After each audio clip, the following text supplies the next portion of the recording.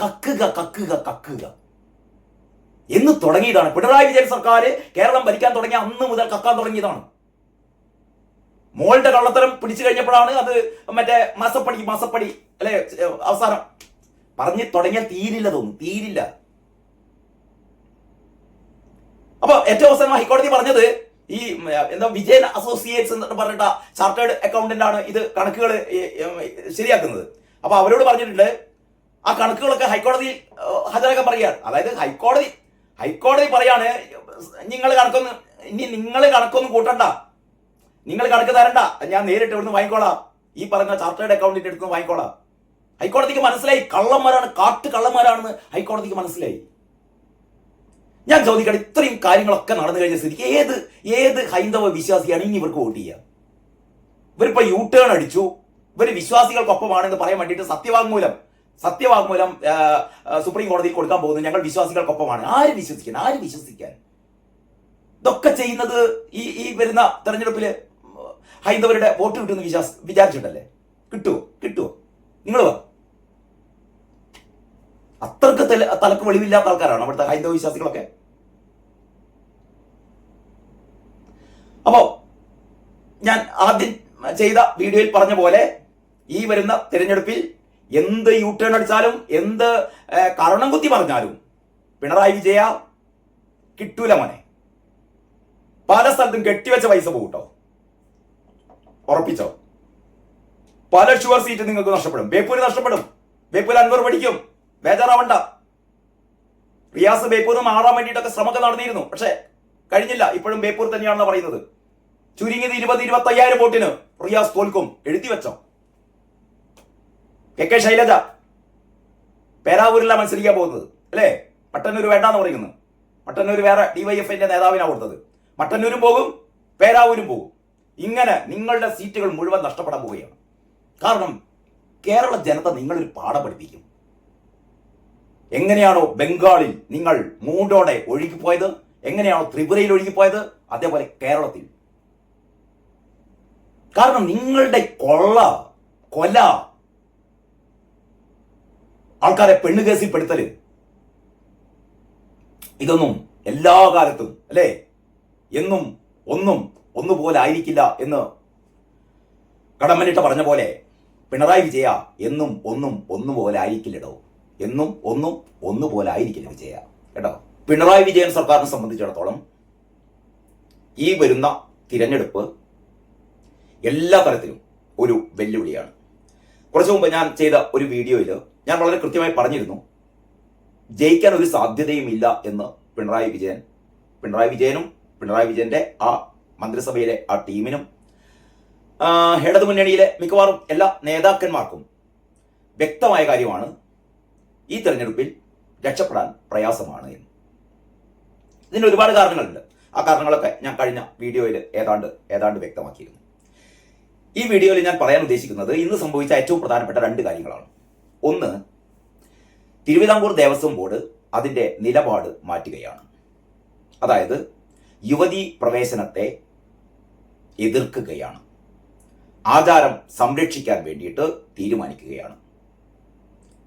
Devaswom board അങ്ങനെയല്ല ചെയ്യേണ്ടത് എന്ന് ചോദിച്ചാൽ അങ്ങനെയാണ് ചെയ്യേണ്ടത്. പക്ഷേ പിണറായി വിജയന്റെ ദേവസ്വം ബോർഡ് എന്ന് പറഞ്ഞാൽ പിണറായി വിജയന്റെ ഭരണകാലത്ത് പിണറായി വിജയന്റെ പ്രതിനിധികൾ അംഗമായ ദേവസ്വം ബോർഡ് 2019 സുപ്രീം കോടതിക്ക് നൽകിയ സത്യവാങ്മൂലം ആചാര ലംഘനത്തിൻ്റെതാണ്. ശബരിമലയിൽ ആചാരങ്ങൾ ലംഘിക്കപ്പെടണം, യുവതികളെ പ്രവേശിപ്പിക്കാം.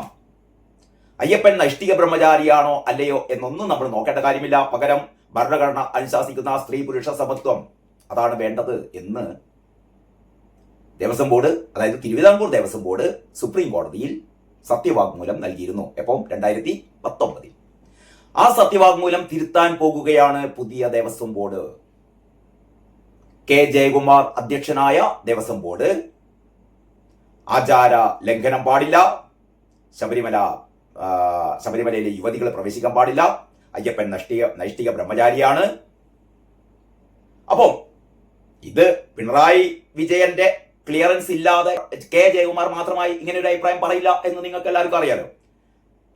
നമ്മൾ പറയുമ്പോൾ പറയും തിരുവിതാംകൂർ ദേവസ്വം ബോർഡ് എന്ന് പറയുന്നത് ഒരു സ്വതന്ത്ര സ്ഥാപനമാണ്, അതില് സർക്കാരിന് പ്രത്യേകിച്ച് കൈകടത്തലൊന്നുമില്ല എന്ന് ഒരു ഭംഗിക്ക് പറയാമെങ്കിലും ദേവസ്വം ബോർഡ് എന്ന് പറയുന്നത് ഇതിലെ എന്താ പറയാ, ഇതിലെ പ്രതിനിധികളെ ഒക്കെ നിയമിക്കുന്നത് അതാത് കാലത്തെ സർക്കാരുകളാണ്. ഇപ്പൊ ജയകുമാറിനെ നിയമിച്ചത് പിണറായി വിജയൻ സർക്കാരാണ്. അപ്പൊ പറഞ്ഞുകൊണ്ട് വരുന്നത് പിണറായി വിജയൻ ഗവൺമെന്റ്, അതായത് ഇടത് മുന്നണി സർക്കാർ ഇതുവരെ നിലപാട് പരസ്യമായി പ്രഖ്യാപിച്ചിട്ടില്ല. നമ്മുടെ മറ്റേ കട്ടപ്പ നായർ പറയുന്നത് പഴയ നിലപാടെന്നൊക്കെ മാറി വിശ്വാസികൾക്കൊപ്പമാണ്. പക്ഷെ ഇത് സുപ്രീം കോടതിയിൽ കൊടുത്തിട്ടില്ല കേട്ടോ. അതായത് സുപ്രീം കോടതിയിൽ ഇപ്പോഴും സംസ്ഥാന സർക്കാരിൻ്റെതായി നിലവിലുള്ള സത്യവാങ്മൂലം എന്ന് പറയുന്നത് ആചാര ലംഘനമാണ്, യുവതികളെ പ്രവേശിപ്പിക്കണം എന്നുള്ളതാണ്. അതാണ് ഇപ്പോൾ അവിടെ നിലവിലുള്ളത്. വി എസ് സർക്കാരിന്റെ കാലത്ത് കൊടുത്തതാണ്. അത് പിന്നീട് പിണറായി വിജയൻ സർക്കാർ വന്നപ്പോൾ അത് തന്നെ പ്രാബല്യത്തിൽ വരുത്തിയതാണ്. ഇടക്കാലത്ത് ഉമ്മൻചാണ്ടിയാണ് അത് മാറ്റിയത്. ഉമ്മൻചാണ്ടി അത് മാറ്റിയതും വിശ്വാസികൾക്കൊപ്പമാണ് സർക്കാർ. അതുകൊണ്ട് അവിടെ ആചാര ലംഘനം പാടില്ല, യുവതികളെ പ്രവേശിപ്പിക്കരുത് എന്ന് ഉമ്മൻചാണ്ടി സർക്കാർ ആ ആദ്യത്തെ, അതായത് വി എസ് സർക്കാരിന്റെ കാലത്തെ സത്യവാങ്മൂലം ഉമ്മൻചാണ്ടി സർക്കാർ തിരുത്തിയപ്പോൾ പിന്നീട് വന്ന പിണറായി സർക്കാർ ചെയ്തത് ആദ്യത്തെ വി എസിന്റെ കാലത്തെ സത്യവാങ്മൂലം തന്നെയാണ് തങ്ങളുടേതും എന്ന രീതിയിൽ അതാണ് സമർപ്പിച്ചത്. അപ്പൊ ഏതായാലും അങ്ങനെ നവോത്ഥാന സർക്കാർ നവോത്ഥാന പാതകളിൽ നിന്ന് തിരിഞ്ഞു നടക്കുകയാണ്. നവോത്ഥാന മതിലൊക്കെ കെട്ടിയിരുന്നല്ലോ അല്ലെ, നവോത്ഥാന മതിലൊക്കെ കെട്ടിയിരുന്നു. എന്തൊക്കെയാണ് പറഞ്ഞത് അല്ലേ. ഞാനിപ്പോ ഓർത്തു പോകുന്നത് എന്താണെന്ന് അറിയാം, നമ്മുടെ പൂമരന്റെ ഒരു പ്രസംഗമാണ് ഞാനിപ്പോ ഓർത്തു പോകുന്നത് കേട്ടോ. എം സ്വരാജ് എന്ന് പറയുന്ന പൂമരൻ, സ്വരാജിന് പ്രാവശ്യം സീറ്റില്ല, സീറ്റ് കൊടുത്തിട്ട് പല കാര്യമുണ്ടോ? സ്വരാജ് നിന്നിടത്ത് നിന്നൊക്കെ പൊട്ടി പോകല്ലേ. സ്വരാജിന് ഇനി ജീവിതകാലത്ത് കേരള മണ്ണിൽ ഹൈന്ദവ വിശ്വാസികളുടെ മണ്ണിൽ എം സ്വരാജിന് ജയിക്കാൻ കഴിയില്ല, ഉറപ്പാണ്. അത് പാർട്ടിക്ക് മനസ്സിലായി. അതുകൊണ്ട് ഇപ്രാവശ്യം എം സ്വരാജിന് സീറ്റ് കൊടുക്കുന്നില്ല എന്നുള്ളതാണ് ഏറ്റവും പുതിയ വിവരം. സീറ്റ് കൊടുക്കാതിരിക്കുക ചെയ്യട്ടെ, അത് പാർട്ടിയുടെ തീരുമാനം. പക്ഷേ സ്വരാജ് മത്സരിച്ചാൽ സ്വരാജ് ജയിക്കില്ല. കാരണം ഒരു വിശ്വാസിയും സ്വരാജിന് വോട്ട് ചെയ്യില്ല. അമ്മ വർത്താനല്ലേ സ്വരാജ് പറഞ്ഞത്, പ്രസംഗിച്ചതല്ലേ, മൈക്ക് കെട്ടി പ്രസംഗിച്ചതല്ലേ അല്ലേ. അതായത് എന്തൊക്കെയാ പറഞ്ഞത്? മാളികപ്പുറത്തമ്മ കരഞ്ഞപ്പോൾ പ്രളയം വന്നു അല്ലേ. പ്രളയം വന്നത് മാളികപ്പുറത്തമ്മ കരഞ്ഞിട്ടാണ്. അതായത് കേരളത്തിൽ പ്രളയമുണ്ടായി നൂറുകണക്കിന് ആളുകൾ മരണമടയുകയും വൻ നാശനഷ്ടങ്ങൾ സംഭവിക്കുകയും ചെയ്തതിന് ഉത്തരവാദി മാളികപ്പുറത്തമ്മയാണ് എന്ന് പറഞ്ഞ അതിക്രൂരനല്ലേ, നീചനല്ലേ, ദുഷ്ടനല്ലേ, തെമ്മാടിയല്ലേ എം സ്വരാജ്. അയാളെ വിശേഷിപ്പിക്കാൻ വേറെന്ത് വാക്കാണുള്ളത്? വേണമെങ്കിൽ പിണറായി വിജയൻ പറഞ്ഞ പോലെ പരനാറി എന്ന് പറയാം. അയാൾ പരനാറിയില്ലേ? നിങ്ങൾ പറ. മാളികപ്പുറത്തമ്മ കരഞ്ഞിട്ടാണ് കേരളത്തിൽ പ്രളയമുണ്ടായതെന്ന് പ്രസംഗിച്ച ആളല്ലേ പരനാറി. വേറെ ഏതെങ്കിലും മതവിഭാഗത്തിന്റെ കാര്യത്തിലാണെങ്കിൽ ഇങ്ങനെ പ്രസംഗിക്കോ?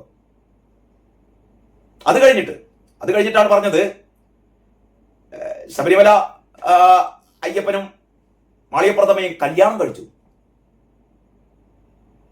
ഇയാൾക്കെപ്പോഴും ആരോഗ്യത്തോടെ ഇങ്ങനെ നടക്കുന്നുണ്ടല്ലോ എന്നുള്ളത് കേരളത്തിൽ നിലനിൽക്കുന്ന ഹൈന്ദവ വിശ്വാസികളുടെ മനസംയമനത്തിന്റെ ഒരു പ്രതീകമാണ് കേട്ടോ. സ്വരാജൊക്കെ ഇങ്ങനെ നടക്കുന്നത്.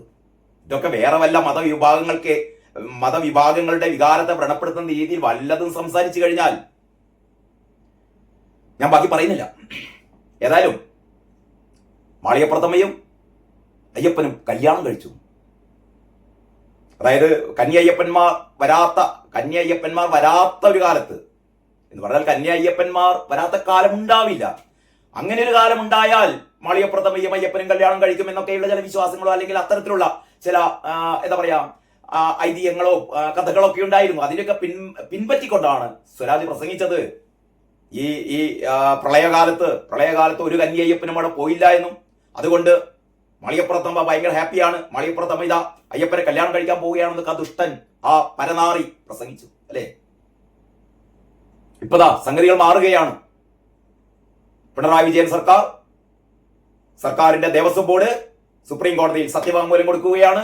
ഞങ്ങൾ ആചാര ലംഘനത്തിനില്ല, ഞങ്ങൾ യുവതികൾ പ്രവേശിപ്പിക്കുക പറഞ്ഞാൽ അന്ന് ഒന്ന് ആലോചിച്ച് നോക്കണം. നിങ്ങൾ സുപ്രീം കോടതി ഒരിക്കലും പറഞ്ഞിട്ടില്ല നിങ്ങൾ നിർബന്ധിച്ച് യുവതികളെ മലകയറ്റണം എന്ന് സുപ്രീം കോടതി പറഞ്ഞിട്ടില്ല. സുപ്രീം കോടതിയുടെ ആ വിധിന്യായം എന്ന് പറയുന്നത് സ്ത്രീകൾക്കും ശബരിമലയിൽ പ്രവേശിക്കാം എന്നേ ഉള്ളൂ. പക്ഷേ പിണറായി വിജയൻ സർക്കാർ എന്താ ചെയ്തത്? കേരളത്തിലെ നവോത്ഥാന നായകനായി മാറാൻ വേണ്ടിയിട്ട് ഇയാൾ ചെയ്ത ഏറ്റവും ചെറ്റ പരിപാടി ഇതായിരുന്നു. ഇവിടത്തെ രഹന ഫാത്തിമ, ബിന്ദു അമ്മണി, കനകദുർഗ, ഇമാതിരി പെണ്ണുങ്ങളെ മുഴുവനും ഇവർ വിശ്വാസികളാണോ? അല്ല, ഇവർ ആക്ടിവിസ്റ്റുകളാണ്, അല്ലേ? ഇവരെ മുഴുവനും പോലീസ് യൂണിഫോം ഒക്കെ അണിയിച്ച് പാതിരാത്രി ശബരിമലയിൽ കൊണ്ടുവന്നില്ലേ? അത് എതിർത്ത വിശ്വാസികളെ മുഴുവൻ തല്ലി ചതച്ചില്ലേ? ആയിരക്കണക്കിന് ആൾക്കാർക്ക് കേസെടുത്തില്ലേ? ഞങ്ങൾ നവോത്ഥാന നായകരാണ്, മണ്ണാങ്കട്ട നവോത്ഥാന നായകർ. അവസാനം ഇപ്പതാ പറയുന്നു, ഞങ്ങൾ നവോത്ഥാന നായകരല്ല, ഞങ്ങൾ വിശ്വാസികൾക്കൊപ്പമാണ്, ഇവിടെ ഒരു സ്ത്രീയും കേറണ്ട. ആദ്യം ജയകുമാറിനെ കൊണ്ട് പറയിപ്പിക്കുകയാണ്, തിരുവിതാംകൂർ ദേവസ്വം ബോർഡിനെ കൊണ്ട് പറയിപ്പിക്കുകയാണ്. അല്ല, എനിക്ക് മനസ്സിലാവാത്തത് ഇതൊക്കെ ചെയ്താൽ ഇവർക്ക് വോട്ട് കിട്ടും. ഇതൊക്കെ ചെയ്യുന്ന എന്തിനു വേണ്ടിയിട്ടാണ്? അതായത് ഞങ്ങൾ വിശ്വാസികൾക്കൊപ്പമാണ് എന്ന് സത്യവാങ്മൂലം കൊടുക്കാൻ പോകുന്നത് എന്തിനു വേണ്ടിയിട്ടാണ്? ഈ 2 മാസം കഴിഞ്ഞ് വരുന്ന തിരഞ്ഞെടുപ്പിൽ ഇവർക്ക് ജയിക്കണം. ഞാൻ നേരത്തെ പറഞ്ഞു ജയിക്കാൻ പറ്റില്ലെങ്കിലും ഇവരുടെ ഒരു ആഗ്രഹമാണ് എങ്ങനെയെങ്കിലും അല്ലെങ്കിൽ ഒരു കനത്ത പരാജയം ഒഴിവാക്കാൻ തന്നെയെങ്കിലും തങ്ങൾക്ക് കുറെ വോട്ടുകൾ വേണം. ഏത് വോട്ടുകൾ വേണം? ഹൈന്ദവ വിശ്വാസികളുടെ വോട്ടുകൾ വേണം. എന്തായാലും മുസ്ലിം വിഭാഗം ഇവരിൽ നിന്ന് അകന്നുപോയി, അത് ഇവർ മനസ്സിലാക്കി. അത് നേരത്തെ തന്നെ മനസ്സിലാക്കിയതാണ്. അത് ഒരു ഇന്ത്യയിൽ ഉടനീളം സംഭവിച്ചുകൊണ്ടിരിക്കുന്ന ഒരു ധ്രുവീകരണത്തിന്റെ ഭാഗമാണത്. അതായത് മുസ്ലിം മതവിശ്വാസികൾക്ക് അവർക്ക് കുറെ കൂടി ഡിപ്പെൻഡ് ചെയ്യാൻ പറ്റാവുന്നത് കോൺഗ്രസ് ആണ് എന്നും, അപ്പോൾ മുസ്ലിം മതവിഭാഗം മുഴുവനും കോൺഗ്രസിനോട് അണിചേരുന്ന ഒരു കാഴ്ച ഉത്തരേന്ത്യൻ സംസ്ഥാനങ്ങളിലും നമ്മുടെ അയൽ സംസ്ഥാനമായ കർണാടകയിലൊക്കെ അതിന്റെ ഒരു എന്താ പറയാ, അതിന്റെ ഒരു പ്രതിഫലനം നമ്മൾ കാണുകയുണ്ടായി. അതായത് കോൺഗ്രസും മുസ്ലിം വിഭാഗവും തമ്മിലുള്ള ഒരു ഐക്യപ്പെടൽ. അതാണ് കേരളത്തിൽ സംഭവിച്ചു കഴിഞ്ഞത്. ഇതിന്റെ ഇടയിൽ പിണറായി വിജയന് ചില പ്രത്യേക മുസ്ലിം പോക്കറ്റുകളുമായി ചില മുസ്ലിം നേതാക്കളുമായിട്ടൊക്കെയുള്ള ചില ബന്ധങ്ങളുണ്ടായിരുന്നു. അതിലാണ് കാന്തപുരം ഉസ്താദൊക്കെ. പക്ഷെ കാന്തപുരം ഉസ്താദ് കഴിഞ്ഞ ഏതാനും ദിവസങ്ങൾക്ക് മുമ്പ് നരേന്ദ്രമോദിയെ സന്ദർശിച്ചു. നരേന്ദ്രമോദിയെ സന്ദർശിക്കുക മാത്രമല്ല, കാന്തപുരം ഉസ്താദിനോട് കൂടെ ഉണ്ടായിരുന്ന മകനൊക്കെ പറഞ്ഞത് എന്തായിരുന്നു? മുസ്ലിങ്ങൾക്ക് ഏറ്റവും സമാധാനപരമായി ജീവിക്കാൻ പറ്റാവുന്ന നാട് ഇന്ത്യയാണെന്ന് പറഞ്ഞത്. മുസ്ലിങ്ങൾക്ക് ഏറ്റവും സമാധാനപരമായി ജീവിക്കാൻ പറ്റുന്ന രാജ്യം ഇന്ത്യയാണ് എന്ന് ഉസ്താദിന്റെ സ്വന്തം മകനാണ് പറഞ്ഞത്. അപ്പൊ കാന്തപുരം ഉസ്താദ് പിണറായി പക്ഷത്ത് നിന്ന് മാറുകയാണ്. എങ്ങോട്ടേക്ക്? BJPയിലേക്ക് മാറുകയാണെന്നൊന്നല്ല ഞാൻ പറയുന്നത്. പക്ഷേ നേരത്തെ മാസമായിട്ട് ഇവരുടെ വോട്ടുകൾ CPM-ന് കിട്ടിക്കൊണ്ടിരുന്നു. അടുത്ത തെരഞ്ഞെടുപ്പിൽ കിട്ടുമെന്ന് യാതൊരു ഉറപ്പുമില്ല. മാത്രമല്ല ഈ സുന്നി സമസ്ത വിഭാഗമേ അവര് പതുക്കെ ലീഗുമായി ഐക്യപ്പെടുകയാണ്. നേരത്തെ ലീഗും ഈ സുന്നികളും തമ്മിലൊക്കെ ഒരുപാട് പ്രശ്നങ്ങളൊക്കെ ഉണ്ടായിരുന്നു. അതൊക്കെ മറന്നുകൊണ്ട് അവർ ഐക്യപ്പെടുകയാണ്. ചുരുക്കി പറഞ്ഞാൽ ഈ വരുന്ന തെരഞ്ഞെടുപ്പില് മുസ്ലിം മതവിഭാഗത്തിന്റെ ഒരു വോട്ട് പോലും CPM-ന് കിട്ടില്ല എന്നുള്ളത് പച്ചപ്പരമാർത്ഥമാണ്. വീണ്ടും ഇവർ പരിശ്രമിച്ചുകൊണ്ടിരിക്കുന്നുണ്ട് കേട്ടോ. അതായത് മുസ്ലിം പ്രീണനം ഒരു ഭാഗത്തു കൂടി ഇങ്ങനെ നടന്നുകൊണ്ടിരിക്കുന്നത്. കിട്ടാവുന്നതൊക്കെ പോരട്ടെ. കാരണം ക്രിസ്ത്യൻ വോട്ടുകളും ഏതായാലും കിട്ടില്ല, ക്രിസ്ത്യൻ വോട്ടുകളും കിട്ടില്ല. അപ്പൊ ക്രിസ്ത്യൻ വോട്ടുകളും മുസ്ലിം വോട്ടുകളൊക്കെ പോയി അവസാനമല്ല, നേരത്തെ തന്നെ കേരളത്തിലെ ഏറ്റവും വലിയ ഹൈന്ദവ പാർട്ടി എന്ന് പറയുന്നത് CPM തന്നെയാണ്, BJP അല്ല. BJPക്ക് കിട്ടുന്നതിനേക്കാൾ കൂടുതൽ ഹൈന്ദവ വോട്ടുകൾ, പ്രത്യേകിച്ചും ഈഴവ സമുദായത്തിന്റെ വോട്ടുകൾ വാങ്ങിക്കൊണ്ടിരുന്നത് CPM ആണ്. എന്ന് പറഞ്ഞാൽ വോട്ടുകൾ വാങ്ങും, ഈഴവ സമുദായത്തിന്റെ വോട്ടുകളൊക്കെ വാങ്ങും. എന്നിട്ട് ഈഴവ സമുദായത്തിലെ അംഗങ്ങളെ പോസ്റ്റർ ഒട്ടിക്കാനും കൊടി പിടിക്കാനൊക്കെ പറഞ്ഞയച്ച് ആവശ്യം വന്നാൽ ഇവരെ വെട്ടാനും കുത്താനും ഒക്കെ ഇവരെ ഉപയോഗിക്കും. നേരെ മറിച്ച് ഇവരുടെ അവകാശങ്ങൾ സംരക്ഷിക്കാനോ അല്ലെങ്കിൽ ഇവർക്ക് വേണ്ടി പ്രവർത്തിക്കാനോ ഒന്നും ഇതുവരെ CPM ശ്രമിച്ചിട്ടില്ല. അതിന് പകരം ഇവര് മുസ്ലിം വിഭാഗത്തെയാണ് നെഞ്ചോട് ചേർത്തത്. ഇതൊക്കെ അവസാനം ഹൈന്ദവ വിഭാഗത്തിന്, പ്രത്യേകിച്ചും ഈഴവ വിഭാഗത്തിന് മനസ്സിലായി. അതിന്റെ ഒരു പ്രതിഫലനം നമ്മൾ കഴിഞ്ഞ ലോക്സഭാ തെരഞ്ഞെടുപ്പിലൊക്കെ കണ്ടു അല്ലേ? ആലപ്പുഴയില് ശോഭാ സുരേന്ദ്രന് കിട്ടിയ വോട്ടുകൾ CPM ആകെ പതറിപ്പോയി. എത്ര ഇരട്ടി വോട്ടുകളാണ് കിട്ടിയത് അല്ലേ? അവിടെ SNDP വിഭാഗം മുഴുവനും ശോഭാ സുരേന്ദ്രനെ പിന്തുണയ്ക്കുകയായിരുന്നു. ശോഭാ സുരേന്ദ്രൻ ജയിച്ചില്ലെങ്കിൽ കൂടി ആലപ്പുഴയില് ശോഭാ സുരേന്ദ്രന് നേടിയ വോട്ടുകൾ കഴിഞ്ഞ മുൻ തെരഞ്ഞെടുപ്പിന്റെ 3-4 ഇരട്ടി വോട്ടുകളാണ് ശോഭാ സുരേന്ദ്രൻ കഴിഞ്ഞ ലോക്സഭാ തെരഞ്ഞെടുപ്പിൽ ആലപ്പുഴയിൽ നിന്ന് നേടിയത്. വി മുരളീധരൻ ജയിച്ചില്ലെങ്കിൽ കൂടി ജയത്തിനടുത്തെത്തിയ. അപ്പോൾ ഈ രീതിയിൽ തങ്ങളുടെ ഹൈന്ദവ വോട്ടുകളും ചോർന്നു പോകുകയാണ്. ഹൈന്ദവ വോട്ടുകളും കൂടി ചേർന്ന് പോയ പിന്നെ CPM ഇല്ല. അതാണ് ഇപ്പം സംഭവിക്കാൻ പോകുന്നത്. അതാണ് ഞാൻ കഴിഞ്ഞ വീഡിയോയിൽ പറഞ്ഞത്. CPM-നെ സംബന്ധിച്ചിടത്തോളം ഈ വരുന്ന 2 മാസം കൂടി മാത്രമേ കേരളത്തിൽ CPM എന്ന് പറയുന്ന ഒരു പാർട്ടിയുള്ളൂ. അത് കഴിഞ്ഞ പിന്നെ CPM ഇല്ല. കാരണം ഈ തെരഞ്ഞെടുപ്പിൽ തോറ്റു കഴിഞ്ഞാൽ പിന്നെ ആർക്ക് വേണം CPM-നെ? അവര് കുറെ ആൾക്കാർ കോൺഗ്രസിലേക്ക് പോകും, കുറെ ആൾക്കാർ BJPയിലേക്ക് പോകും. ഇപ്പം തന്നെ ഒഴുക്ക് തുടങ്ങി കഴിഞ്ഞു. 2 പാർട്ടികളിലേക്കുമുള്ള ഒഴുക്ക് തുടങ്ങിക്കഴിഞ്ഞു. അപ്പോ ഇവർ അവസാന എന്താ പറയാ അവസാന ശ്രമം എന്നുള്ള രീതിയിൽ ആണ് ഞങ്ങൾ വിശ്വാസികൾക്കൊപ്പമാണ്, ഞങ്ങളിതാ ഈ മറ്റേ സത്യവാങ്മൂലം തിരുത്താൻ വേണ്ടി പോകുന്നു, പണ്ട് നമ്മൾ ചെയ്തതൊക്കെ ലേലു പണ്ടേ കയ്യും കാലം പിടിച്ചിരുന്നു അല്ലേ, മാപ്പ് പറഞ്ഞിരുന്നു. ആ ലോക്സഭാ തെരഞ്ഞെടുപ്പിൽ വൻ തിരിച്ചടി നേരിട്ടപ്പോൾ വീടാന്തരം കയറി ഇറങ്ങി തെറ്റുപറ്റിപ്പോയി എന്നൊക്കെ പറഞ്ഞിരുന്നു. അതൊക്കെ കഴിഞ്ഞിട്ടാണ് അങ്ങനെ കണ്ണിൽ പൊടിയിട്ടിട്ടാണ് ഇവരെ ഏറ്റവും വലിയ കൊള്ള നടത്തിയത്, അയ്യപ്പന്റെ സ്വർണം മുഴുവൻ അടിച്ചു മാറ്റിയത്. അതോടെ ഹൈന്ദവ വിശ്വാസികൾക്ക് മനസ്സിലായി ഇവരുടെ ഈ ഏറ്റുപറച്ചിലും ഇവരുടെ ലേലുവല്ലു പറച്ചിലൊക്കെ വെറുതെയാണെന്ന് ഹൈന്ദവ വിഭാഗത്തിന് മനസ്സിലായി. അയ്യപ്പന്റെ ദ്വാരപാലക വിഗ്രഹങ്ങളിലെ സ്വർണ്ണപ്പാളികളും കഥകിലെയും കട്ടിലപ്പാളികളിലെയും ഒക്കെ സ്വർണ്ണപ്പാളികൾ ഇവർ കൊള്ളയടിച്ചു. അതിന്റെ പേരിലാണ് എല്ലാവരും കൂട്ടത്തോടെ അകത്ത് കിടക്കുന്നത്. ജാമ്യത്തിൽ കുറെ ആൾക്കാർ പുറത്തിറങ്ങിയെങ്കിൽ കൂടി കേസ് തീർന്നിട്ടില്ലല്ലോ. അതിന്റെ ഇടക്കാണ് ഇവര് ഞങ്ങളല്ല ഇത് കോൺഗ്രസ്സുകാരാണ് ഈ കൊള്ള നടത്തിയതെന്ന് വരുത്തി തീർക്കാൻ വേണ്ടിയിട്ട് കുറെ പടങ്ങളൊക്കെ സോണിയാഗാന്ധിന്റെ കൂടെ ഗോവർദ്ധനും ഭണ്ഡാരിയും ഈ ഉണ്ണികൃഷ്ണൻ പോറ്റിയൊക്കെയുള്ള പടങ്ങൾ, അതിന് കൂടെ ആന്റണിയും നമ്മുടെ അടൂർ പ്രകാശൊക്കെയുള്ള പടങ്ങൾ. ഇതാ സോണിയാഗാന്ധിക്കാണ് ഇവരുമായി ബന്ധം, അടൂർ പ്രകാശിനാണ് ഇവരുമായി ബന്ധം, അടൂർ പ്രകാശ് അല്പം അറസ്റ്റ് ചെയ്യും അങ്ങനെയൊക്കെ പറഞ്ഞില്ലേ, എത്ര ദിവസമായി.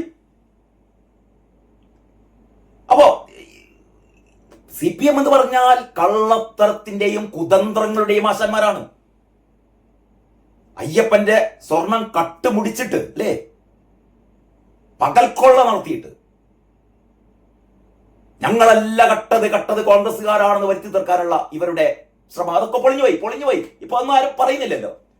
ഇപ്പം ഫോട്ടോ ഒക്കെ എടുത്ത് കാണിച്ചിട്ട് അതിനേക്കാൾ വലിയ ഫോട്ടോ കടകംപള്ളിയും പോറ്റിയുമായുള്ള പടം മാത്രമല്ല, കാരണഭൂതനും പോറ്റിയുമായുള്ള പടം മാത്രമല്ല, അതിന്റെ എന്താ പറയാ വീഡിയോ എങ്ങനെ സോണിയന്റെ വീട്ടിൽ എങ്ങനെ കയറി എന്ന് ചോദിക്കുമ്പോ കാരണഭൂതത്തിന്റെ ഏറ്റവും VIP മാത്രം പങ്കെടുക്കുന്ന കാരണഭൂതത്തിന്റെ ഒരു പരിപാടിയിൽ കാരണഭൂതത്തിന്റെ തൊട്ടടുത്ത് മഞ്ഞ കുപ്പായവും ഇട്ട് ഈ ഉണ്ണികൃഷ്ണൻ പോറ്റി ഉണ്ടായിരുന്നു. പോണ പോക്കിൽ എന്തോ സ്വകാര്യം പറഞ്ഞത് നമ്മൾ കണ്ടു. അപ്പൊ ഇങ്ങനെ തൊടുന്നത് മുഴുവനും വെച്ചവെടി മുഴുവനും ആ സ്വന്തം ആസനത്തിൽ കൊള്ളുക എന്ന് പറയുന്ന ഒരു ഏർപ്പാടുണ്ടല്ലോ. വെച്ചവെടികൾ മുഴുവൻ സ്വന്തം ആസനത്തിൽ തുളഞ്ഞു കയറുന്ന CPM സംബന്ധിച്ചിടത്തോളം എല്ലാം തിരിച്ചടിക്കുകയാണ്. അപ്പൊ ഈ സ്വർണ്ണക്കൊള്ള വന്നതോട് കൂടിയിട്ട് ഈ നേരത്തെ പറഞ്ഞ ലേലുവല്ലു മുഴുവൻ പോയി. ഞങ്ങൾ നിങ്ങളോടൊപ്പമാണ് എന്ന് പറഞ്ഞത് എന്തിനാണ് നിങ്ങൾ ഞങ്ങളോടൊപ്പം വരുന്നത്, കൊള്ളയടിക്കാനാണോ എന്ന് വീട്ടമ്മമാർ ചോദിക്കുകയാണ്. ഭഗവാന്റെ സ്വത്ത് കൊള്ളയടിച്ചില്ലേ? അതൊക്കെ കഴിഞ്ഞ് ഇതാ ആഗോള അയ്യപ്പ സംഗമം നടത്തിയത് എന്തിനു വേണ്ടിയിട്ടാണ്? ശബരിമലയെ ഞങ്ങളിതാ ലോകത്ത് അവതരിപ്പിക്കുന്നു. ലോകത്ത് പണ്ടേ അവതരിപ്പിച്ചതല്ല, സ്വയമേവ ശബരിമലയുടെ കീർത്തി ലോകമെങ്ങും പരന്നതാണ്. ഇന്ത്യയിലെ എല്ലാ സംസ്ഥാനങ്ങളിൽ നിന്നും തീർത്ഥാടകർ ശബരിമലയിൽ എത്തുന്നതാണ്. അതിനു വേണ്ടിയിട്ട് പിണറായി വിജയൻ അവിടെ ചെന്നും കണ്ട് ഭഗവത്ഗീത ചൊല്ലേണ്ട കാര്യമൊന്നുമില്ല. എങ്കിലും ഇതൊക്കെ ചെയ്തത് എന്തിനു വേണ്ടിയിട്ടാണ്? ഞങ്ങൾ നിങ്ങളോടൊപ്പമാണ് എന്ന് പറഞ്ഞൊരു മെസ്സേജ് കൊടുക്കാൻ, കള്ളത്തരം കളിക്കാൻ. അതും പൊളിഞ്ഞു പോയി. അത് 8 നിലയിൽ പൊട്ടിപ്പോയി. ക്ഷണിച്ചവരൊന്നും വന്നില്ല. എന്നിട്ട് അതിന്റെ ഇടയിലും കൈയിട്ട് വാരി. ഈ ഏതെങ്കിലും ഒരു വിശ്വാസി വരെ വിശ്വസിക്കൂ? അതിന്റെ കേസുകൾ ഇപ്പൊ നടന്നുകൊണ്ടിരിക്കുകയാണ്. ഇന്നത്തെ ഞാൻ പറഞ്ഞല്ലോ, ഇന്ന് ഏറ്റവും പ്രധാനപ്പെട്ട 2 കാര്യങ്ങൾ. അതിൽ 2ാമത്തെ കാര്യം എന്ന് പറയുന്നത് ഹൈക്കോടതി അത് നിശ്ചിതമായി വിമർശിച്ചിരിക്കുകയാണ് തിരുവനന്തപുരം ദേവസ്വം ബോർഡിനെ. കാരണം ഹൈക്കോടതി പറഞ്ഞു ഈ കണക്കുകളൊക്കെ ഹാജരാക്കാൻ. ഹൈക്കോടതി നേരത്തെ 2-3 കാര്യങ്ങൾ പറഞ്ഞിരുന്നു. അയ്യപ്പ സംഗമത്തിന്റെ നടത്തിപ്പിനെതിരെ വന്ന ഹർജികളുമായി ബന്ധപ്പെട്ടിട്ട് ഹൈക്കോടതി പറഞ്ഞു ഒരു പൈസയും ദേവസ്വം ബോർഡിൽ നിന്ന് എടുക്കാൻ പാടില്ല. ഇവരെടുത്തു, 5 കോടി എടുത്തു. എന്നിട്ട് 3 കോടി തിരിച്ചടച്ചു, ഇനി 2 കോടി തിരിച്ചടയ്ക്കാനുണ്ട്. മുഴുവൻ സ്പോൺസർമാരാണെന്ന് പറഞ്ഞു. സ്പോൺസർമാർ ആകെ 3 സ്പോൺസർമാരെ കിട്ടിയുള്ളൂ. ഒന്ന് മറ്റേ ഒരാളുകള് ഒന്ന് അദാനിയുടെ അടുത്തുനിന്ന് 1 കോടി വാങ്ങി എന്ന് പറയുന്നു. കേരള ബാങ്കിന്റെ 1 കോടി. ഒരാളുകളല്ല, മറ്റേ ധനലക്ഷ്മി ബാങ്ക്, അതായത് ഈ അയ്യപ്പന്റെ പൈസ കൊണ്ട് ഡെപ്പോസിറ്റ് ചെയ്യുന്ന ബാങ്ക്, ധനലക്ഷ്മി ബാങ്കിന്റെ 2 കോടി. കേരള ബാങ്കിന്റെ സ്പോൺസർ ഒന്നല്ല, അത് ഒരു പരസ്യ വകയിലാണ്. എന്തായാലും അതിന്റെ 1 കോടി. അദാനി കൊടുത്ത 1 കോടി. ഇതാണ് 4 കോടിയാണ് കിട്ടിയത്. ബില്ല് എത്രയാണ്? 8.22 കോടി. അത് പിന്നെ കുറച്ച് 7.11 കോടിയാക്കി. ഇപ്പൊ പറയുന്നത് ഞങ്ങൾ 4.5 കോടിയെ കൊടുക്കുള്ളൂ. ഇതെങ്ങനെയാ ശരിയാവുക? അപ്പോഴാണ് ദേവസ്വം ബോർഡ് പറഞ്ഞ ഈ കണക്കുകളൊക്കെ, അത് നേരത്തെ പറഞ്ഞിരുന്നു, ഈ കണക്കുകളൊക്കെ കോടതിയിൽ കോടതിയിൽ ഹാജരാക്കാൻ വേണ്ടിയിട്ട് ഹൈക്കോടതി പറഞ്ഞു. ആഗോള അയ്യപ്പ സംഗമം നടന്നിട്ട് 4 മാസമായി. ഇതുവരെ കണക്കുകൾ കൊടുത്തിട്ടില്ല. ആദ്യം 15 ദിവസത്തിനുള്ളിൽ കണക്കുകൾ കൊടുക്കാനാണ് പറഞ്ഞത്. 15 ദിവസത്തിനുള്ളിൽ കൊടുത്തില്ല. 3 മാസം കഴിഞ്ഞു, 3.5 മാസം കഴിഞ്ഞു. ഇപ്പോഴാ ഇന്ന് ഹൈക്കോടതി പറയുന്നു എവിടെ കണക്ക് എന്ന് ചോദിക്കുകയാണ്. കണക്ക് ഇപ്പോഴും ആയില്ല. കള്ളക്കണക്ക്, പഴയ കണക്കോ ഇപ്പോഴത്തെ കണക്കോ എല്ലാം പാടെ കൂട്ടി യോജിപ്പിക്കണ്ടേ? എങ്ങനെ ഈ 600 ആൾക്കാരെ പങ്കെടുത്തതിൽ 5000 ആൾക്കാർക്ക് ചായയും കടിയും കൊടുത്ത് 5000 ആൾക്കാർക്ക് ചോറ് കൊടുത്തെന്ന് പറഞ്ഞാൽ ഇതെങ്ങനെ എങ്ങനെ കൂട്ടി യോജിപ്പിക്കാനാണെന്ന്? ചില്ലറ കണക്കാണ്. കാരണഭൂതത്തിന് ഒരു രാത്രി കിടക്കാൻ ഉറങ്ങാൻ വേണ്ടിയിട്ട് 1.25 ലക്ഷത്തിന്റെ കട്ടിലും 55 ലക്ഷത്തിന്റെ പരവതാനിയും 55,000ത്തിന്റെ പരവതാനിയും ഒരു എത്രയോ 1,00,000ന്റെയോ 75,000ന്റെയോ സോഫ കമ്മിറ്റൊക്കെ വാങ്ങിയിട്ട് ഏതാണ്ട് 3.85 ലക്ഷം 3.25 ലക്ഷം 3.25 ലക്ഷം ഒരൊറ്റ രാത്രി ഇയാൾക്ക് ഉറങ്ങാൻ. അപ്പൊ പറഞ്ഞെന്താന്ന് വെച്ചാൽ അത് ആ ഗസ്റ്റ് ഹൗസ് നവീകരിക്കാൻ വേണ്ടിയിട്ടാണ്. ഗസ്റ്റ് ഹൗസ് നവീകരിക്കാൻ ആഗോള അയ്യപ്പ സംഗമത്തിന്റെ ഫണ്ട് നാടോടിക്കുക. ഗസ്റ്റ് ഹൗസ് നവീകരിക്കാനൊക്കെ സ്വാഭാവികമായി അതിൻ്റെതായ ചട്ടങ്ങൾ ഉണ്ടാവും, അതിൻ്റെതായ പ്രത്യേക ഫണ്ട് ഉണ്ടാവും ഈ ദേവസ്വം ഈ ഗസ്റ്റ് ഹൗസുകളൊക്കെ നവീകരിക്കാൻ. അത് കാലാകാലങ്ങളിൽ ചെയ്തുകൊണ്ടിരിക്കുന്നതാണ്. എന്ന് പറഞ്ഞാൽ കക്കുക എന്ന് തുടങ്ങിയതാണ്. പിണറായി വിജയൻ സർക്കാർ കേരളം ഭരിക്കാൻ തുടങ്ങിയ അന്ന് മുതൽ കക്കാൻ തുടങ്ങിയതാണ്. മോളുടെ കള്ളത്തരം പിടിച്ചു കഴിഞ്ഞപ്പോഴാണ് അത് മറ്റേ മാസപ്പടി അല്ലെ അവസാനം പറഞ്ഞു തുടങ്ങിയാൽ തീരില്ല. അപ്പൊ ഏറ്റവും അവസാനം ഹൈക്കോടതി പറഞ്ഞത് ഈ വിജയൻ അസോസിയേറ്റ്സ് എന്ന് പറഞ്ഞിട്ട ചാർട്ടേഡ് അക്കൗണ്ടന്റ് ആണ് ഇത് കണക്കുകൾ ശരിയാക്കുന്നത്. അപ്പൊ അവരോട് പറഞ്ഞിട്ടുണ്ട് ആ കണക്കുകളൊക്കെ ഹൈക്കോടതിയിൽ ഹാജരാക്കാൻ പറയുകയാണ്. അതായത് ഹൈക്കോടതി പറയാണ് നിങ്ങൾ കണക്കൊന്നും കൂട്ടണ്ട, നിങ്ങൾ കണക്ക് തരണ്ട, ഞാൻ നേരിട്ട് ഇവിടുന്ന് വാങ്ങിക്കോളാം, ഈ പറയുന്ന ചാർട്ടേഡ് അക്കൗണ്ടിന്റെ അടുത്ത് വാങ്ങിക്കോളാം. ഹൈക്കോടതിക്ക് മനസ്സിലായി കള്ളന്മാരാണ്, കള്ളന്മാരാണെന്ന് ഹൈക്കോടതിക്ക് മനസ്സിലായി. ഞാൻ ചോദിക്കട്ടെ, ഇത്രയും കാര്യങ്ങളൊക്കെ നടന്നു കഴിഞ്ഞ സ്ഥിതിക്ക് ഏത് ഹൈന്ദവ വിശ്വാസിയാണ് ഇനി ഇവർക്ക് വോട്ട് ചെയ്യുക? ഇവരിപ്പോ യു-ടേൺ അടിച്ചു, ഇവർ വിശ്വാസികൾക്കൊപ്പമാണെന്ന് പറയാൻ വേണ്ടിയിട്ട് സത്യവാങ്മൂലം സുപ്രീം കോടതിയിൽ കൊടുക്കാൻ പോകുന്നത് ഞങ്ങൾ വിശ്വാസികൾക്കൊപ്പമാണ്. ആര് വിശ്വസിക്കാൻ? ഇതൊക്കെ ചെയ്യുന്നത് ഈ വരുന്ന തെരഞ്ഞെടുപ്പില് ഹൈന്ദവരുടെ വോട്ട് കിട്ടുമെന്ന് വിചാരിച്ചിട്ടല്ലേ? കിട്ടുമോ? നിങ്ങൾ വാ. അത്രക്ക് തലക്ക് വെളിവില്ലാത്ത ആൾക്കാരാണ് അവിടുത്തെ ഹൈന്ദവ വിശ്വാസികളൊക്കെ. അപ്പോ ഞാൻ ആദ്യം ചെയ്ത വീഡിയോയിൽ പറഞ്ഞ പോലെ ഈ വരുന്ന തിരഞ്ഞെടുപ്പിൽ എന്ത് യു-ടേൺ അടിച്ചാലും എന്ത് കരണം കുത്തി പറഞ്ഞാലും പിണറായി വിജയ കിട്ടൂല മോനെ. പല സ്ഥലത്തും കെട്ടിവെച്ച പൈസ പോകട്ടോ, ഉറപ്പിച്ചോ. പല ഷുവർ സീറ്റ് നിങ്ങൾക്ക് നഷ്ടപ്പെടും. ബേപ്പൂര് നഷ്ടപ്പെടും. ബേപ്പൂർ അൻവർ പഠിക്കും, ബേജാറാവണ്ട. റിയാസ് ബേപ്പൂർ മാറാൻ വേണ്ടിയിട്ടൊക്കെ ശ്രമമൊക്കെ നടന്നിരുന്നു, പക്ഷെ കഴിഞ്ഞില്ല. ഇപ്പോഴും ബേപ്പൂർ തന്നെയാണെന്ന് പറയുന്നത്. ചുരുങ്ങിയത് 20-25,000 വോട്ടിന് റിയാസ് തോൽക്കും, എഴുതി വെച്ചോ. കെ ശൈലജ പേരാവൂരിലാണ് മത്സരിക്കാൻ പോകുന്നത് അല്ലേ? മട്ടന്നൂർ വേണ്ടാന്ന് പറയുന്നു. മട്ടന്നൂർ വേറെ DYFന്റെ നേതാവിനാണ് കൊടുത്തത്. മട്ടന്നൂരും പോകും, പേരാവൂരും പോകും. ഇങ്ങനെ നിങ്ങളുടെ സീറ്റുകൾ മുഴുവൻ നഷ്ടപ്പെടാൻ പോവുകയാണ്. കാരണം കേരള ജനത നിങ്ങളൊരു പാഠം പഠിപ്പിക്കും. എങ്ങനെയാണോ ബംഗാളിൽ നിങ്ങൾ മൂടോടെ ഒഴുകിപ്പോയത്, എങ്ങനെയാണോ ത്രിപുരയിൽ ഒഴുകിപ്പോയത്, അതേപോലെ കേരളത്തിൽ. കാരണം നിങ്ങളുടെ കൊല, ആൾക്കാരെ പെണ്ണുകേസിൽ പെടുത്തല്, ഇതൊന്നും എല്ലാ കാലത്തും അല്ലേ എന്നും ഒന്നുപോലെ ആയിരിക്കില്ല എന്ന് കടമ്മനിട്ട പറഞ്ഞ പോലെ പിണറായി വിജയ എന്നും ഒന്നുപോലെ ആയിരിക്കില്ലടോ. എന്നും ഒന്നുപോലെ ആയിരിക്കില്ല വിജയ കേട്ടോ.